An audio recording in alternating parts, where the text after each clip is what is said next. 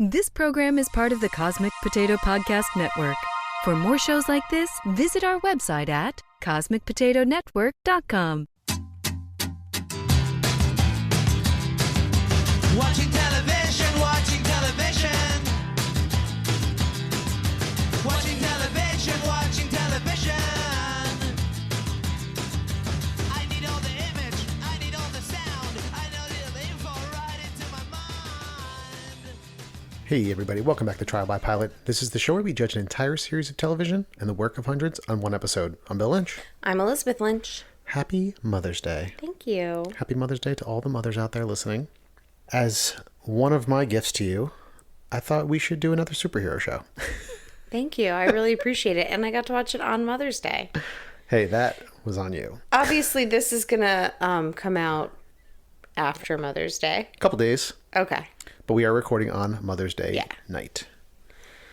Yes. So we're sitting here with some fine champagne that we've opened. Maybe you can hear the effervescence of it.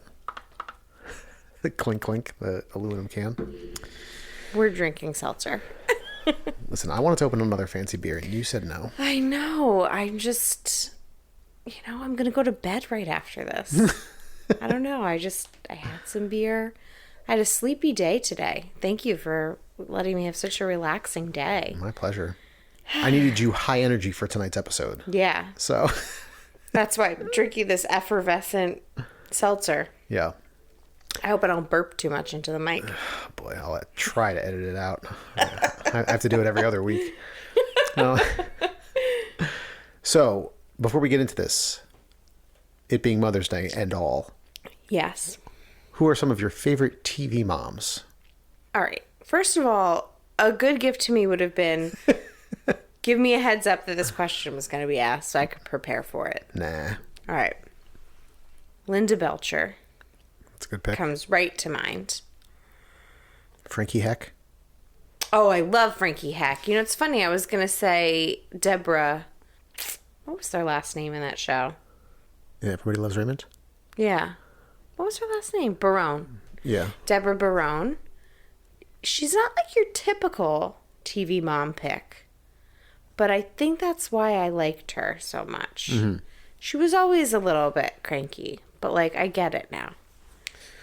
I think my top pick is probably the android mom from Raised by Wolves. Oh, good pick. That's a great pick. And then Peg Bundy in second place, I think. Yeah? I don't know. Oh. Roseanne, the second make of it.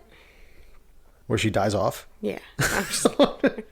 No, she was awful then, but I really did like Roseanne, Yeah, sure. Or what are some other good? Oh, Sophia Petrillo is a great TV mom. Ah, there you go. Yeah. I mean, of course, Carol Brady. I loved the Brady Bunch.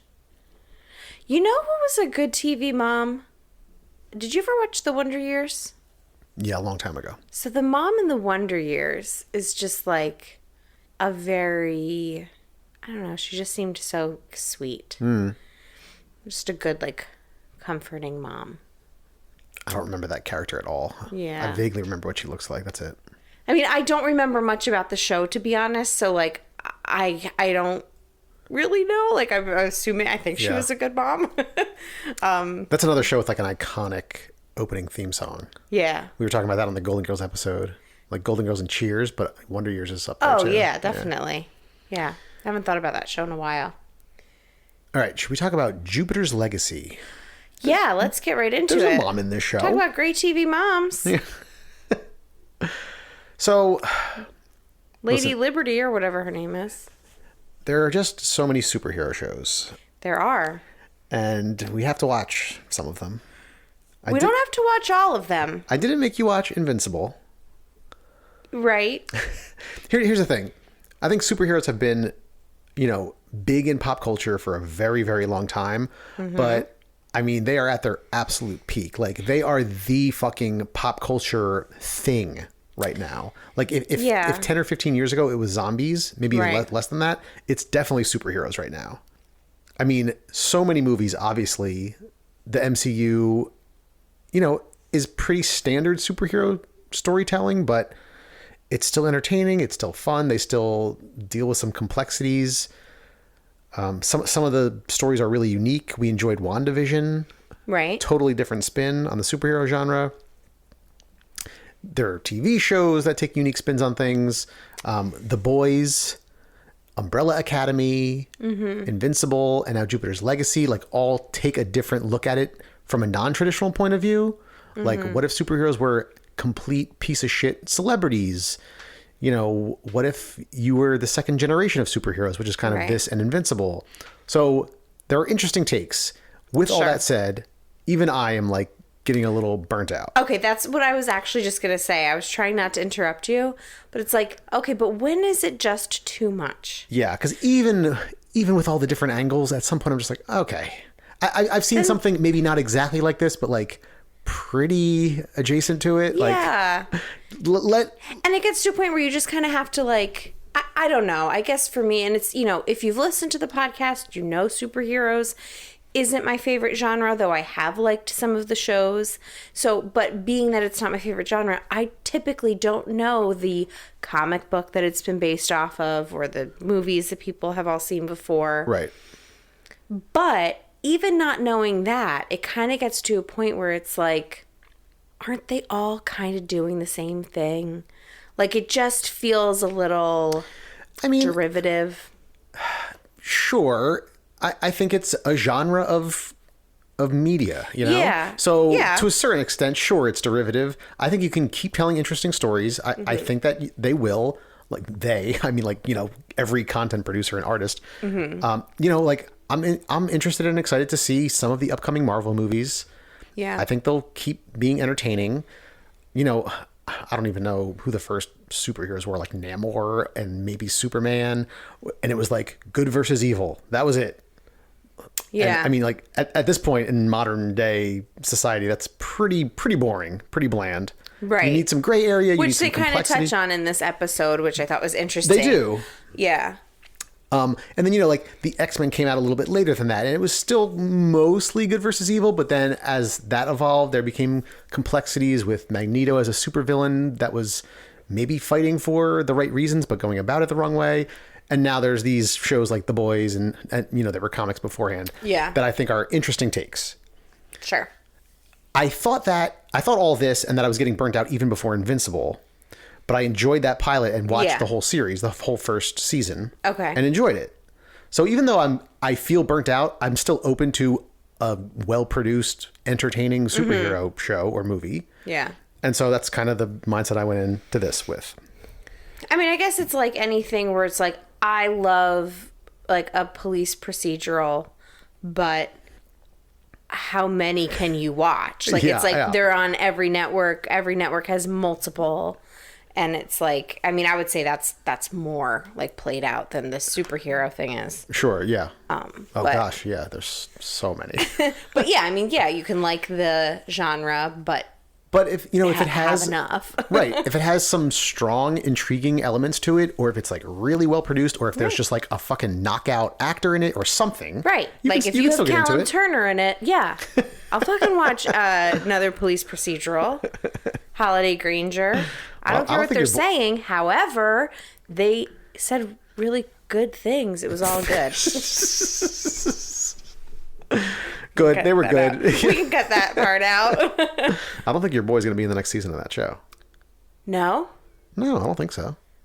Why? I think it's going to be Holiday Granger and that like upper level stuff. Oh, that's right. Because he's got to come back. Why? Can't they have a fling? Or do I have to write the fan fiction for it? I'm sure it exists. Yeah. You know what? That's like one of those like things like... We're talking about The Capture, by the way. We're talking about The Capture. And it's fresh in my mind because I was telling my cousin Katie, shout out, hi, to watch that show because we were talking about Dublin murders and all that. So we are on the same like level. And I told her like who was in it. And she was like, oh my God, I love Callum Turner. So anyway, that's why it's fresh in my mind. But what I was saying was that like fan fiction is one of those things that like people talk about. Like I've heard it, mentioned. Like I know the term fan fiction, but I never I don't write it. I don't read it. Like, I don't know what it is, right? So one day I went to go look up fan fiction for the Great British Baking Show, which is just so fucking weird that I even like looked that up. Yeah, what the hell? I was just really like into the show, but I didn't know that like fan fiction is like, I think like 95% fans writing about people having sex that didn't have sex on the show. Well, for a show that is not fiction, what did you think it was going to be about? I don't know. I'm telling you, I truly didn't know that it was like that's. I don't know. I just thought like I don't know. I was Did very you do any naive to image searching? No. Okay. Why do people do that? Do people draw the fan? Oh my God, of course. Okay, so I had a Tumblr many years ago. I don't think I used it the way you're supposed to use Tumblr. You weren't looking up pornographic images of your favorite cartoon characters? No. I mean, I saw them come through the feed every now and then, and some days I'd go down this like rabbit hole and be like, Tumblr's weird, you know? Like, it's just so strange.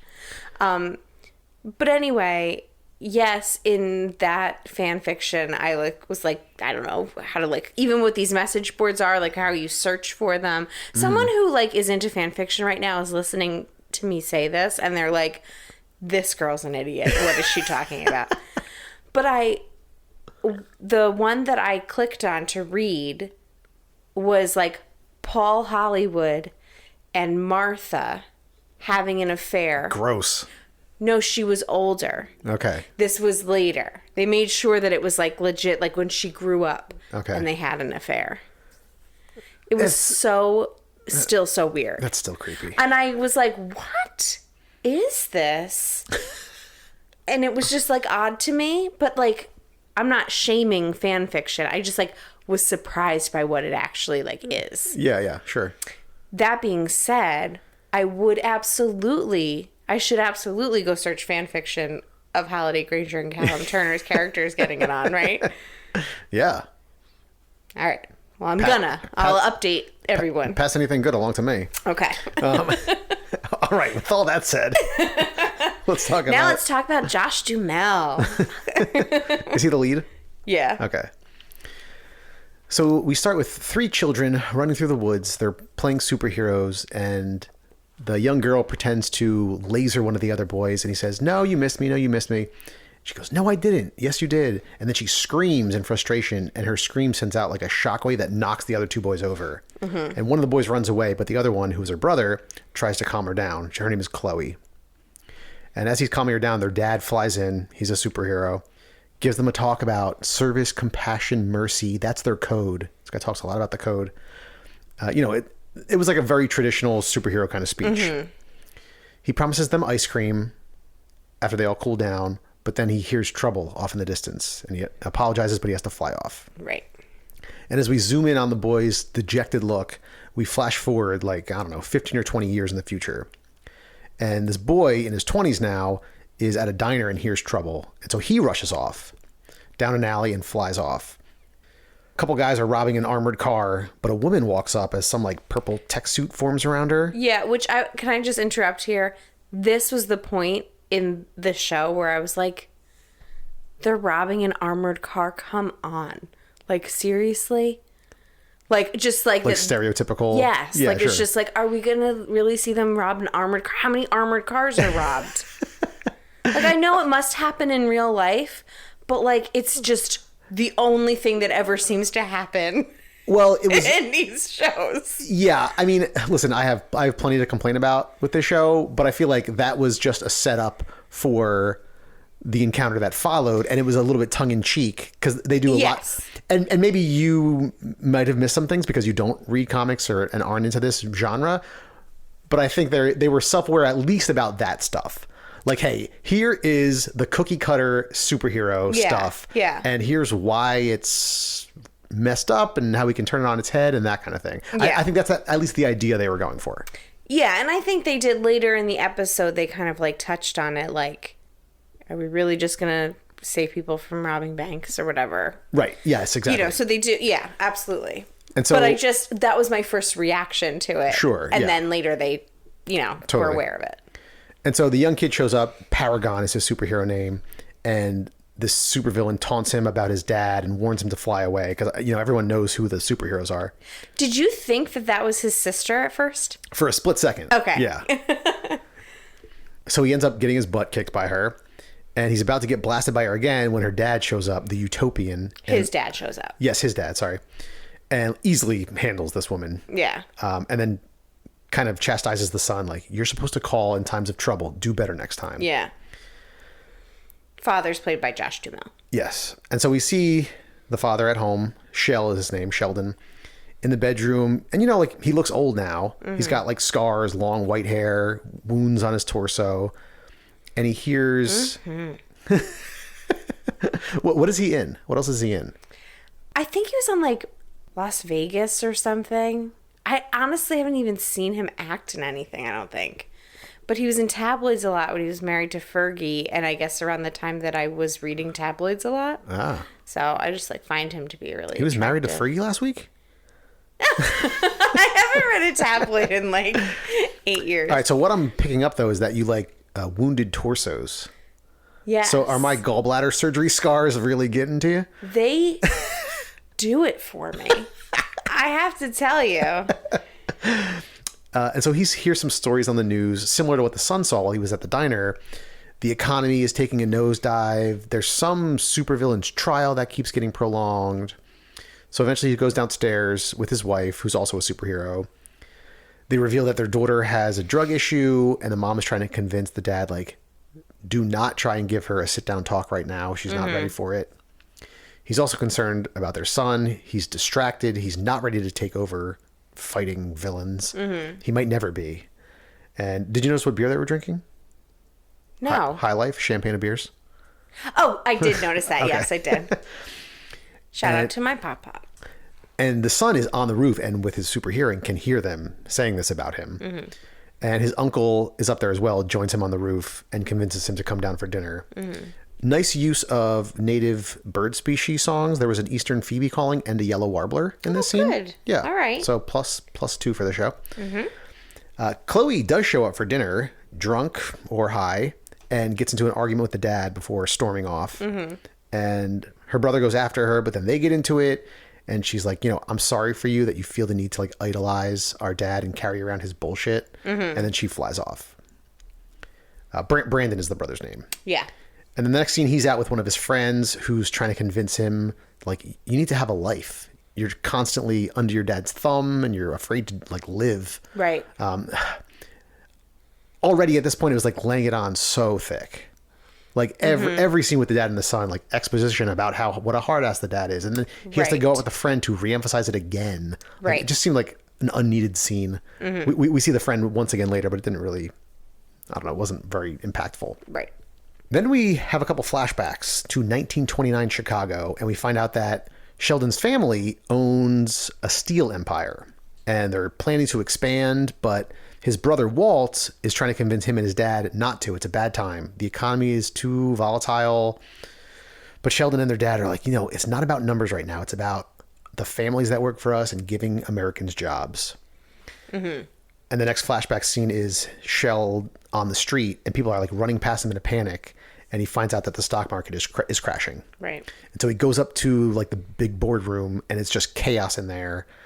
And Walt says their dad's up on the roof, and he's looking out over the city. Shell goes up there, and he's looking out over the city and seeing how much of it their steel helped to build.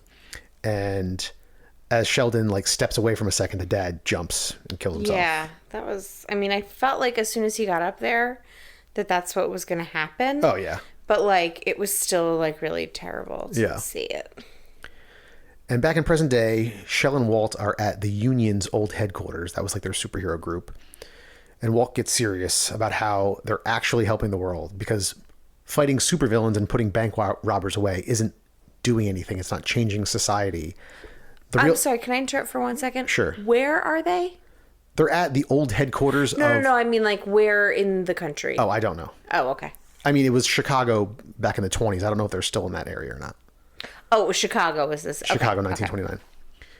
And he's like, the real problems are corrupt corporations and politicians. We need to get involved more. But Shell stresses like, listen, our code says we can't get involved in politics or leading people. We're supposed to inspire people through the code.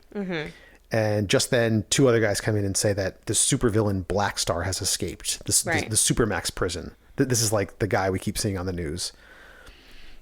And so the whole family is there fighting this bad guy with like half a dozen other superheroes, fighting around, mostly getting their asses kicked. He has an antimatter heart that shoots like an energy beam that kills two of the heroes, including like decapitating this one girl and killing Brandon's friend. Walt tries to trap him in his mind inside of illusion. He has like some mental abilities, but he breaks out of it and he's beating up Sheldon and is about to detonate in a nuclear explosion. But Brandon flies in with his like father's doubts echoing in his head from earlier.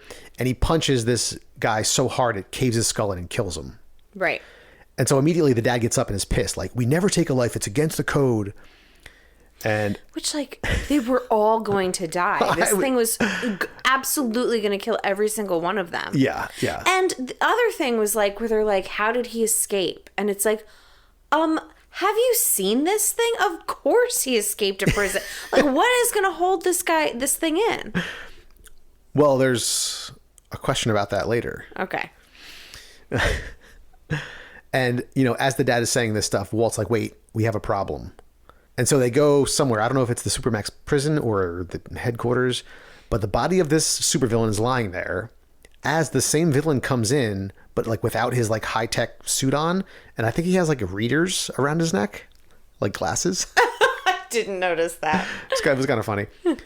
So the bad guy comes in and he asks, who's that on the table? And Shell says, it appears to be you. And that was the end. Also, did you not expect that voice to come out of that? Very large. Like, I don't know how do we describe? He looks like he's made of stone. Like he's a big, like hulking mass of just like a grotesque. Giant. Yeah. And then his voice is just like very normal. It was almost like Bill's voice was coming out of it. Like I'm not that it's just like it's a normal guy's voice, not like you would think it would be like really deep. Think I have a normal guy's voice? Yeah. Thanks. You're welcome. So you're very average, Bill. Great. So that's where it ended, and I guess that was supposed to be a cliffhanger, but they didn't really establish enough around this bad guy. I know. Like, what the fuck is that? Or this facility, or like what even might possibly be going on to make it interesting. Like I literally laughed. Yeah. I was like, okay. Yeah, I was like, all right, I guess this is over now. And it's like, as far as we know, like we don't know anything about this world. As far as we know, there are multiple creatures that look like this. Right. Well, it was implying it wasn't, but I know, but it's like yeah. You don't know that until the very last sentence, but it wasn't like, oh, what? You know what I mean? It wasn't like a big reveal. So what did you think of Jupiter's Legacy, the pilot? I didn't think it was bad. I thought like all the production and the acting and for the most part was good. Mm-hmm. And it was like, this realistic world, but then there are superheroes, like we've talked about. It's kind of like the the thing to do now. It was fine. I just don't think I'm interested in it. Mm-hmm. And I tried. I was like, this doesn't seem to be bad the whole time I was watching it. But then I was just like, but I don't care enough. Yeah. I didn't think that the daughter's whole scene, Chloe's whole scene when she came back to dinner was a little like, I don't know. A little bit. It was a little over the top. Yeah. Do you know who that actress is? No. Who is that? She played the Handless Maiden in Sacred Lies. Oh my God. I thought you'd get a kick out of that. I do. So I actually... What a reel this girl has. So I actually wasn't in love with the production value. Oh, no? So the trailer of this show is badass. Like, it looks like an HBO quality show or like a movie trailer. It looks really, really cool. Yeah. And I just felt a lot of the fight scenes, the action, the special effects, they were just very network TV to me, Okay. which is fine. But when you have, I don't know, when you're watching action on HBO, like with Lovecraft Country Yeah, yeah. or stuff on Netflix that is better produced, it was really noticeable. That last fight scene, every time one of the superheroes flew through the air, I like cringed just a little bit. Oh, okay. Of course, it takes place at sunset, so you like blur everybody out, like Yeah. as they're flying into the sun. I don't know. I thought the acting was fine. I thought the writing was a little bit overdone at times, with him talking about the code. Like, I understand they're trying to establish that, but like we fucking get it, Right. You know, we understand the relationship between this dad and the son. We don't need 3 more scenes to do it. I think the themes are intriguing, like this unrealistic ideal of like being perfect versus like these young kids. Like, is it okay to interfere in politics, to kill these supervillains? Should they be the ones killing them? You know, those are kind of like larger questions in society now. Yeah. So I like that idea. I just don't know if it was intriguing enough or handled well enough to keep me going. I did have one friend who said he liked the show. Okay. But just like this afternoon, I try not to read too much before because I like to formulate my own thoughts. But like, I don't think reviews for the show are great. Oh, really? Yeah, yeah. If I had gotten like personal recommendations and I saw reviews were good, maybe I'd be like, all right, maybe I'm just missing something. Maybe it gets better. But as it stands now, I'm not sure if it was that well done. Yeah. I have to say, one of the things that I noticed, like with the flashbacks, so like, I don't know how these characters age. Like, clearly these superheroes have been around for a long time. Yeah, I think they're 120 years old. Okay. So now they have clearly aged. You know, Josh Duhamel looks great, like when he's like their dad and they're younger, and then they flash back even further in, you know, the 1920s. He looks like really young, you know. So he looks good older, but his hair and Walt's hair were just so bad. Like, these wigs were just so ridiculous. The mom, like the woman who plays his wife, who I recognize, and I can't remember her name. Do you have it? Her name is Leslie Bibb. Okay. I thought she looked really familiar too, but I think I know her from Talladega Nights, maybe? Like, Yeah, okay. Yeah, she was in that. But anyway, she like, her hair looked phenomenal. Like, she looked like one of those women who like goes gray and like has like the sleekest haircut, and like, you know, she looked so good old. Her hair looked awesome. Yeah. But like Josh Duhamel's character, it looked like it was like they spray painted gray onto a wig, like a bad wig. It was really pretty terrible. I mean, yeah, that's part of the production that I thought was lacking. Yeah. You know, but it was like, to me, that almost felt like I was like, is that supposed to be a joke? Do you know what I mean? That part, I'm not sure. Like, you know, they had these colorful, ridiculous rubber suits, which is part of that like tongue-in-cheek, satirical, whatever take on superheroes. But some of the stuff, like the action and like the hair, I was like, oh, this looks like kind of like a CW show. Yeah. Well, the thing is also I feel like, you know, they're doing some of that stuff tongue-in-cheek, but I didn't find the writing. I found the writing to be kind of humorless. So that didn't like fully work for me. Yeah, that's a good point. You know, like there wasn't like that like nod to it. Right. Where I feel like you have like some of that like sarcasm and stuff and levity in The Boys or Umbrella Academy. Yeah, now, true. Those are different productions. Those are different shows. I'm not saying this has to be the same, but you're right. There's just like something lacking to make that other element work. Right. You know? Right. Yeah, I assume there's going to be multiple storylines going on. Like you have this broad storyline of like the next generation of superheroes taking over. Maybe there's something interesting with this duplicate supervillain guy. You know, like in Umbrella Academy, like they're approaching it from an interesting angle of these like kind of washed up superheroes that were like formed by this guy. But then there's a really cool time travel storyline. So, you know, maybe there's some concurrent things going on here that will be intriguing. You know, one of the things I found a little bit annoying now that we're talking about it is part of the reason we see that flashback is Brandon asks his uncle Walt while they're sitting on the roof, what was Dad like when he was younger? Like when he first got his powers. Mm-hmm. And that's me, which like, first of all, it's like, you haven't had this conversation yet? Right. But anyway. Yeah, he's in his 20s. Right. But they flash back to the story and we never find out a single thing about it. All we see is him being normal and them and the stock market crashing. Right. That's it. We don't get any inkling. So I just wonder, is that coming soon? Because it should. So they definitely have more flashbacks. I know that from the trailer. There's a lot more flashbacks. Okay. I think they have flashbacks that like reveal how they became superheroes. They weren't born that way. Right. But will that reveal personality traits about the dad, or is it just going to be a storytelling mechanism? I don't know. Yeah.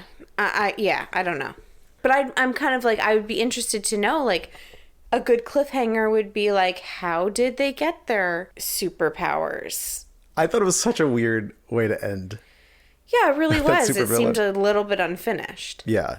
Do something with the sister, or I don't know. Yeah.